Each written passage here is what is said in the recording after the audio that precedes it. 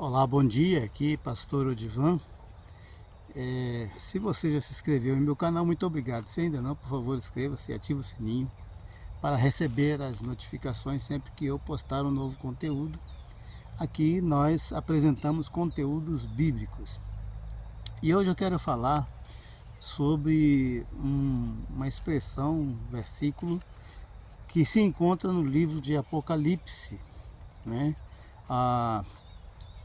O capítulo 1, versículo 4, diz assim: João às 7 igrejas que estão na Ásia. Graça e paz seja convosco da parte daquele que é, que era e que há de vir, e da dos 7 espíritos que estão diante do trono. Eu quero falar sobre essa expressão, né? 7 espíritos que estão diante do trono. Quem são esses 7 espíritos? Há muita confusão com respeito a isso no livro de Apocalipse, com toda a linguagem de Apocalipse, que a linguagem apocalíptica é uma linguagem diferente, cheia de figuras, cheia de símbolos, códigos que para os leitores daquele tempo eram perfeitamente identificáveis, mas para nós hoje não. Nós temos que viajar àquele tempo, estudar a história, conhecer o pano de fundo para poder interpretar direito, para entender o que está sendo dito ali. Então, senão nós vamos acabar vendo muitas coisas, anjos para todo lado, Satanás para todo lado, coisas que não existem, não são próprias do Apocalipse, da linguagem do Apocalíptico. A linguagem do Apocalipse é Jesus, é apresentar Jesus como Senhor da história. Jesus está guiando a sua igreja, ele tem o controle da história nas mãos, e é isso, nada mais. E os 7 espíritos? Quem são esses 7 espíritos que estão diante do trono de Deus? Veja que mais adiante vai falar que Jesus tem, lá no capítulo 3, versículo 1, a igreja de Sardes, vai falar que Jesus é aquele que tem os 7 espíritos de Deus. Nós sabemos que quem pousou sobre Jesus na época do seu batismo foi o Espírito Santo de Deus.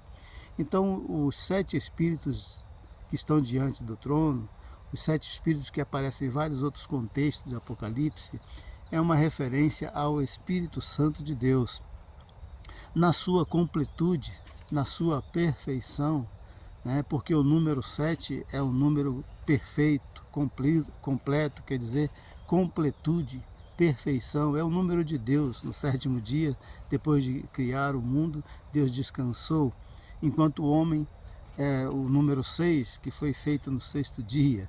Então Deus fez o homem, ficou muito cansado, precisou descansar, né? Então, os 7 espíritos de Deus é o Espírito Santo, são qualidades também do Espírito Santo, conforme Isaías capítulo 11, versículo 2, que ele diz assim: o Espírito de Deus, né? Tem 7 aqui nesse versículo 11, Isaías 11, 2, tem 7 características da sua natureza e ministério. Ele é o Espírito do Senhor, o Espírito de sabedoria, né? Vamos contar aí: o Espírito do Senhor, o Espírito de sabedoria, o Espírito de entendimento, o Espírito de conselho, o Espírito de fortaleza, o Espírito de conhecimento e o Espírito de temor do Senhor. 7 qualidades do Espírito Santo no seu ministério, por exemplo, na sua operação no mundo. Ele é aquele que convence o homem do pecado, do juízo, da justiça. Ele é aquele que ensina, ele é aquele que consola, que fortalece, que dá sabedoria, tá? Então, os 7 Espíritos de Deus é uma referência ao Espírito Santo de Deus e nada mais que isso. E a igreja que estava recebendo essas cartas, as 7 igrejas da Ásia, sabiam muito bem o que significava, entendia perfeitamente o que João estava escrevendo a elas, o que estava sendo dito ali. E nada mais do que isso, simples assim, né? Então, o Espírito Santo de Deus, os 7 Espíritos que estão diante do trono, aquele que é o Consolador, é aquele que é o ensinador, é o que é completo, perfeito, e que você pode receber, que você pode pela fé ter comunhão.